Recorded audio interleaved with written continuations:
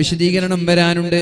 ഒരാളോടുമുള്ള ദേഷ്യം കൊണ്ടല്ല അല്ലാഹു മാരകമായ രോഗങ്ങൾ നൽകുന്നത്, അല്ലാഹു പരീക്ഷണങ്ങൾ നൽകുന്നത്, കടക്കണി നൽകുന്നത്, അതുപോലെ തന്നെ പരാജയം നൽകുന്നത്, ജീവിതം മുഴുവനും പ്രതിസന്ധിയിലൂടെ പ്രതിബന്ധങ്ങളിലൂടെ തരണം ചെയ്ത് ജീവിക്കേണ്ട ഒരു ദയനീയമായിട്ടുള്ള അവസ്ഥ നൽകുന്നത് അയാളോട് ദേഷ്യമുള്ളത് കൊണ്ടോ അയാളോട് സ്നേഹമുള്ളത് കൊണ്ടാണോ എന്ന് നമ്മൾ മനസ്സിലാക്കണം. എന്തിനാണത്? ആരാണ് അല്ലാഹു എന്ന് പറഞ്ഞാൽ ബിസ്മില്ലാഹിർ റഹ്മാനിർ റഹീം. അല്ലാഹു എന്ന് പറഞ്ഞാൽ ആരാണ്? അർ-റഹ്മാൻ.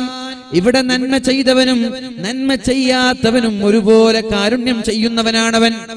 നന്മ ചെയ്യുന്നവനും ചെയ്യാത്തവനും ഒരുപോലെ കാരുണ്യം ചെയ്യുന്നവനാണ് സർവശക്തനായ റബ്ബ്. നിസ്കരിച്ചവനും കാശ് നൽകും, നിസ്കരിക്കാത്തവനും കാശ് നൽകും, മുസ്ലിമിനും കാശ് നൽകും, മുസ്ലിം അല്ലാത്തവനും കാശ് നൽകും. അള്ളാഹുവിനെ പേടിച്ചവനും പേടിക്കാത്തവനും അള്ളാഹു ദുനിയാവിൽ സുഖങ്ങൾ നൽകും. പക്ഷേ ആഖിറത്തിലെത്തിയാൽ അർ-റഹീം,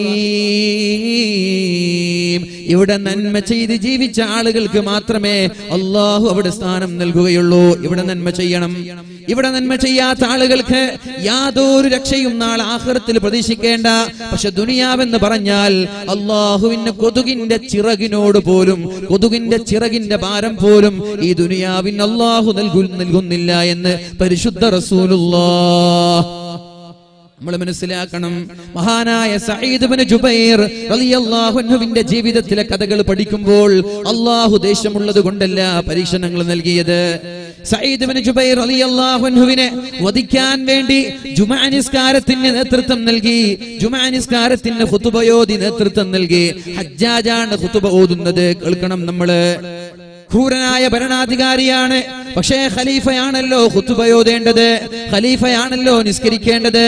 വെള്ളിയാഴ്ച ജുമുഅ നിസ്കാരം കഴിഞ്ഞ് തന്റെ പട്ടാളക്കാരെ വിളിച്ചുകൊണ്ട് പറയുകയാണ്, സഈദ് ഇബ്നു ജുബൈറിന്റെ വീട്ടിലേക്ക് പോകണം, സഈദ് ഇബ്നു ജുബൈറിന്റെ വീട്ടിലേക്ക് പോകണം. അദ്ദേഹം ജയിൽ പുള്ളികളുടെ സമീപത്തു കൂടെ നടന്നു പോകുമ്പോൾ ജയിൽ പുള്ളികൾ അട്ടഹസിക്കുമായിരുന്നു, ആർത്തട്ടഹസിക്കുമായിരുന്നു, കരഞ്ഞു കേടുമായിരുന്നു. ഒന്ന് രക്ഷപ്പെടുത്തുമോ എന്ന് പറഞ്ഞിട്ട് എങ്ങാനും ഹജ്ജാജിന്റെ മാനസികങ്ങളിൽ ഒരു സിമ്പതി തോന്നിപ്പോയാൽ ഈ ജയിലിൽ നിന്ന് ഞങ്ങളെ മോചിപ്പിക്കുമല്ലോ എന്ന പ്രതീക്ഷയോടെ ഹജ്ജാജിനെ കാണുമ്പോൾ ജയിൽ പുള്ളികളെല്ലാം അട്ടഹസിച്ച് കരയുമായിരുന്നു. പക്ഷേ ഹജ്ജാജ് അവരോട് പറയുന്നത്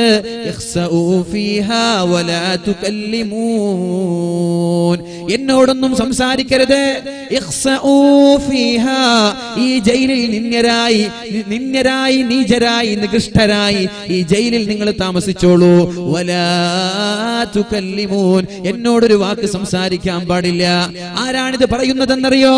നാളെ മഹ്ശറാവൻ സഭയിൽ അള്ളാഹു നരകത്തിലേക്ക് വലിച്ചെറിയുന്ന ആളുകൾ ഒരുപാട് കാലം നരകത്തിൽ കിടന്നിട്ട് നരകത്തിന്റെ തീജ്വാലകൾ കൊണ്ട് കത്തിക്കരിഞ്ഞ് ശരീരത്തിൽ നിന്ന് ചീഞ്ചലങ്ങൾ ഒഴുകാൻ തുടങ്ങി, ശരീരത്തിന്റെ തോലുകൾ പഴുക്കാൻ തുടങ്ങി, എല്ലുകൾ ദ്രവിക്കാൻ തുടങ്ങി, മാംസങ്ങൾ ദ്രവിക്കാൻ തുടങ്ങി.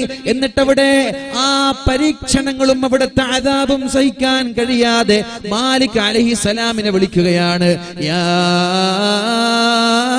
മാലിക്കോ, മാലിക്കേ ഒന്ന് രക്ഷപ്പെടുത്തുമോ? ഞങ്ങളുടെ തോലുകളാകെ ഇതാ പഴുത്തുപോയിരിക്കുകയാണ്. ചീഞ്ചലങ്ങൾ ഒഴുകിക്കൊണ്ടിരിക്കുകയാണ്. മതി മതി, നരകത്തിന്റെ അദാബ് മടുത്തുപോയിരിക്കുകയാണ്, നരകത്തിന്റെ ശിക്ഷ സഹിക്കാൻ കഴിയുന്നില്ല. അതുകൊണ്ടൊന്ന് അള്ളാഹുവിനോട് രക്ഷപ്പെടുത്താൻ പറയണം, അള്ളാഹുവിനോടൊന്ന് നരകത്തിൽ നിന്ന് മോചിപ്പിക്കാൻ പറയണമെന്ന് മാലിക്, ആ നരകത്തെ കാക്കുന്ന മാലിക് അലൈഹിസ്സലാമിനോട് നരകക്കാര് പറയുമ്പോൾ മാലിക് അലൈഹിസ്സലാം 1000 വർഷം കഴിയുമ്പോഴാണ് അവർക്ക് മറുപടി നൽകുന്നത്. 1000 വർഷം ചോദിച്ചാലും മറുപടിയില്ല. 1000 വർഷക്കാലം നിരന്തരമായി ഒന്ന് രക്ഷപ്പെടുത്തുമോ, അള്ളാഹുവിനോട് പറയുമോ ഇത് സഹിക്കാൻ പറ്റുന്നില്ല, അസഹനീയമാണെന്ന് മാലിക് അലൈഹിസ്സലാമിനോട് നിരന്തരമായി 1000 വർഷം ചോദിച്ചപ്പോൾ ഒന്നും പറയാതെ 1000 വർഷം വർഷം കഴിഞ്ഞ ഉടനെ നരകക്കാരോട് പറയുന്നത് ഇഖ്സഊ ഫീഹാ വലാ തുകല്ലിമൂൻ, മിണ്ടിപ്പോവരുത്. ദുനിയാവിൽ നന്മ ചെയ്യാഞ്ഞിട്ടല്ലേ, അള്ളാഹുവിനെ പേടിക്കാതെ ജീവിച്ചത് കൊണ്ടല്ലേ, അതുകൊണ്ട് ഇവിടെ അനുഭവിച്ചോ, ഒരു വാക്ക് പോലും മിണ്ടരുത് എന്ന് നരകവാസികളോട് നാളെ മാലിക് അലൈഹിസ്സലാം പറയുമെന്ന് പരിശുദ്ധ ഖുർആൻ നമ്മോട് പഠിപ്പിക്കുന്നുണ്ട്. അള്ളാഹു നമ്മളെ രക്ഷപ്പെടുത്തുമാറാവട്ടെ, അള്ളാഹു നമ്മളെ രക്ഷപ്പെടുത്തട്ടെ. ഈ ഡയലോഗാണ് ഹജ്ജാജ് ജയിൽ പുള്ളികളോട് പറഞ്ഞത്, ഇഖ്സഊ ഫീഹാ വലാ തുകല്ലിമൂൻ, മിണ്ടാതിരിക്കുക, എന്നോട് ഒരു കാര്യം ചോദിക്കരുത്. അങ്ങനെ മഹാനായ സഈദ് ഇബ്നു ജുബൈർ റളിയല്ലാഹു അൻഹുവിനെ വീട്ടിൽ നിന്ന് കൊണ്ടുവരാൻ പട്ടാളക്കാരെ സഈദ് റളിയല്ലാഹു അൻഹുവിന്റെ വീട്ടിലേക്ക് പറഞ്ഞേക്കുകയാണ്. ജുമാ നിസ്കാരം കഴിഞ്ഞു. എന്നിട്ട് മഹാനായ സഈദ് റളിയല്ലാഹു അൻഹുവിന്റെ ഡോർ മുട്ടുകയാണ്. ഡോർ വല്ലാത്ത ശബ്ദത്തിൽ മുട്ടി. നമ്മൾ കല്യാണം വിളിക്കാൻ പോയാല് ഒരു സൗമ്യമായ രീതിയിലാണ് മുട്ടല്ലേ, വല്ലിങ്ങനെ മുട്ട. ആരെങ്കിലും ഉണ്ടോ? കോളിംഗ് ബെല്ലടിക്ക് ആരുമില്ല. ഒന്ന് മുട്ടി നോക്കൂ, ആരുമില്ല. എന്നാ പിന്നെ തിരിച്ചു വരാ. ഇവിടെ ഒരു വിഷയം പറയാനുണ്ട്. കല്യാണം വിളിക്കാൻ പോകുന്ന ആളുകൾ ഡോറൊക്കെ തുറന്നിട്ടുണ്ടെങ്കിൽ ഒരു പോക്ക് പോകരുത്, പാടില്ലത്, പച്ച ഹറാമാണ്. സമ്മതം ചോദിക്കാതെ ഒരാളുടെ വീട്ടിലേക്കും കയറിപ്പോകരുത്. അതിനാണ് കോളിംഗ് ബെൽ. സമ്മതം ചോദിക്കണം. കോളിംഗ് ബെൽ അടിക്കുമ്പോ നേരെ ഡോറിന്റെ മുന്നിലിരുന്നിട്ട് ഇങ്ങനെ നിൽക്കരുത്. ഒരുപക്ഷെ വീട്ടിലുള്ളത് പെണ്ണുങ്ങളായിരിക്കും. ഡോർ തുറക്കുമ്പോൾ നിന്റെ മുഖം അവളോ അവളുടെ മുഖം നീയോ കാണാൻ പാടില്ല. അതുകൊണ്ട് കോളിംഗ് ബെല്ലടിച്ച് ഇങ്ങനെ മറഞ്ഞു നിൽക്കണം. നമ്മുടെ പുറം ഭാഗം അകത്തുള്ള പെണ്ണുങ്ങൾ കണ്ടാൽ മതി, മുഖം കാണരുത്. അത് കാണുമ്പോ പെണ്ണിന് മനസ്സിലാകും ഇയാൾ കുഴപ്പമില്ല, ദീനി ബോധമുള്ള ആളാണ്. അപ്പൊ പെണ്ണ് കർട്ടന്റെ മറവിൽ നിന്നിട്ട് കാര്യങ്ങൾ പറയുമ്പോൾ ഇവിടെ ആളില്ല. അങ്ങനെയാണ്. നമ്മൾക്ക് എന്താ ചെയ്യാ? കോളിംഗ് ബെല്ല് പോലും അടിക്കാതെ ഡോർ കുത്തി തുറന്നകത്ത് പോവാൻ. ഒരു കാര്യം കൂടി ഉണർത്തട്ടെ ഞാൻ. മഹാനായ റസൂലുള്ളാഹി സ്വല്ലല്ലാഹു അലൈഹി വസല്ലം തങ്ങളെ വധിക്കാൻ വേണ്ടി അബൂലഹബും അബൂജഹലും കൂട്ടരുമെല്ലാം മക്കയിൽ ഇങ്ങനെ വീട് വളഞ്ഞുകൊണ്ടിരിക്കുകയാണ്.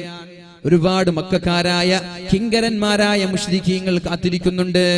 അള്ളാഹുവിന്റെ ഹബീബിനെ വധിക്കാൻ വേണ്ടി അള്ളാഹുവിന്റെ ഹബീബും മഹാനായ അലി ഇബ്നു അബീ ത്വാലിബ് റളിയല്ലാഹു അൻഹുവും ആ കൊച്ചു വീടിൽ ഇങ്ങനെ ഉറങ്ങിക്കിടക്കുകയാണ്. ശത്രുക്കൾ വധിക്കാൻ വേണ്ടി കാത്തിരിക്കുകയാണ്. എല്ലാവരും മദീനയിലാണ്. മുസ്ലിമീങ്ങളായ ആളുകളെല്ലാം അങ്ങ് മദീനയിലാണ്. ആകെ അലി തങ്ങളും സിദ്ദീഖ് തങ്ങളും അള്ളാഹുവിന്റെ ഹബീബും മാത്രമേ മക്കയിൽ മുസ്ലിമീങ്ങളായി ബാക്കിയുള്ളൂ. നബി തങ്ങളെ വധിക്കാൻ വേണ്ടി അള്ളാഹുവിന്റെ ഹബീബിന്റെ വീട് വളഞ്ഞിരിക്കുകയാണ്. എന്ത് ചെയ്യണമെന്നറിയുന്നില്ല. വല്ലാത്തൊരു ക്രിറ്റിക്കൽ സിറ്റുവേഷൻ ആണത്. അപ്പോഴാണ് അല്ലാഹുവിന്റെ ഹബീബ് സല്ലല്ലാഹു അലൈഹി വസല്ലമ തങ്ങൾ പരിശുദ്ധമായ സൂറത്തു യാസീൻ പാരായണം ചെയ്യുന്നത്. യാസീൻ വൽ ഖുർആനിൽ ഹകീം إنك لمن المرسلين على صراط مستقيم أودي فأغشيناهم فهم لا يبصرون وجعلنا من بين أيديهم سدا ومن خلفهم سدا ومن خلفهم سدا فأغشيناهم فهم لا يبصرون എന്ന് പറഞ്ഞ അല്ലാഹുവിന്റെ ഹബീബ് ഒരു പിടി മണ്ണ് വാരി ചുറ്റും ഭാഗത്ത് വളഞ്ഞു നിൽക്കുന്ന ശത്രുക്കളുടെ മുഖത്തേക്ക് വലിച്ചെറിയുകയാണ്. കണ്ണ് ചുമ്മി തുറക്കുമ്പോഴേക്കും അല്ലാഹുവിന്റെ ഹബീബ് അവരുടെ ഇടയിലൂടെ നേരെ രക്ഷപ്പെടുകയാണ്. അവർക്കറിഞ്ഞില്ല, അല്ലാഹുവിന്റെ ഹബീബ് പോയത് അവർക്കറിഞ്ഞില്ല. കാരണം എന്താണ് അല്ലാഹു പറഞ്ഞത്? വഇദാ ഖറഅതൽ ഖുർആന ജഅൽനാ ബൈനക വബൈനൽ ലദീന ലാ യുഅ്മിനൂന ബിൽആഖിറതി ഹിജാബൻ മസ്തൂറാ. നീ ഖുർആൻ ഓതാൻ തയ്യാറായാൽ, പരിശുദ്ധമായ ഖുർആനിന്റെ ആളായി മാറിയാൽ, ഒരു ദിവസം മിനിമം ഒരു ജുസ് എങ്കിലും ഓതാൻ നീ തയ്യാറായാൽ, ജഅൽനാ ബൈനക വബൈനൽ ലദീന ലാ യുഅ്മിനൂന ബിൽആഖിറ, അല്ലാഹുവിൽ വിശ്വസിക്കാത്ത ആളുകളുടെയും നിന്റെയും ഇടയിൽ ഹിജാബൻ മസ്തൂറാ, ഒരു ഹിഡൻ സ്ക്രീൻ ഞാൻ ഇട്ട് തരാം. നിന്നെ കാണാത്ത രീതിയിൽ അപകടങ്ങളിൽ നിന്ന് നിന്നെ സംരക്ഷിക്കാമെന്ന് ഖാല അല്ലാഹു അസ്സ വജൽ. ഖുർആൻ ഓതിയാൽ മതി, സിഹർ ഉണ്ടാവൂല. കാസർഗോഡ് ജില്ലയിൽ ഇടയ്ക്കിടെ കൊലപാതകം നടക്കുന്ന നാടാണ്. പറയാതിരിക്കാൻ പറ്റൂലല്ലോ. എന്റെ നാടെന്ന് പറഞ്ഞിട്ട് മിണ്ടാതിരിക്കാൻ പറ്റുമോ? ഇന്നലെയും നടന്നു കൊലപാതകങ്ങൾ. ഒരു കാര്യം ഞാൻ സൂചിപ്പിക്കാം, കൊട്ടേഷൻ ടീമിന്റെ ഉത്തരവാദിത്തം ഏറ്റെടുത്ത ആരെങ്കിലും ഈ വാളുകൾ കേൾക്കുന്നുണ്ടെങ്കിൽ, നിങ്ങളുടെ കൈകൾ കൊണ്ട് ഏതെങ്കിലും ഒരാൾക്ക് ഈ ലോകത്ത് ചോര ഇറ്റ് വീണ് മരിക്കേണ്ടി വന്നിട്ടുണ്ടെങ്കിൽ നിങ്ങളുടെ മരണവും അതുപോലെ മറ്റൊരാളുടെ കടാര കൊണ്ടായിരിക്കുമെന്ന് മറക്കണ്ട. സംശയമുണ്ടെങ്കിൽ കാസർഗോഡ് ജില്ലയുടെ ചരിത്രം പഠിച്ചു നോക്കിയാൽ മതി. കൊന്നവരൊക്കെ മരിച്ചത് ആരെങ്കിലും കൊന്നിട്ടാണ്. അതങ്ങനെ ഉണ്ടാവും, അതങ്ങനെ സംഭവിക്കൂ. അതുകൊണ്ട് ജീവിതത്തിൽ കൊതിയുണ്ടെങ്കിൽ വേണ്ടാത്ത പണിക്ക് നിൽക്കരുത്. അല്ലാഹു നമ്മൾക്ക് ബോധം നൽകട്ടെ.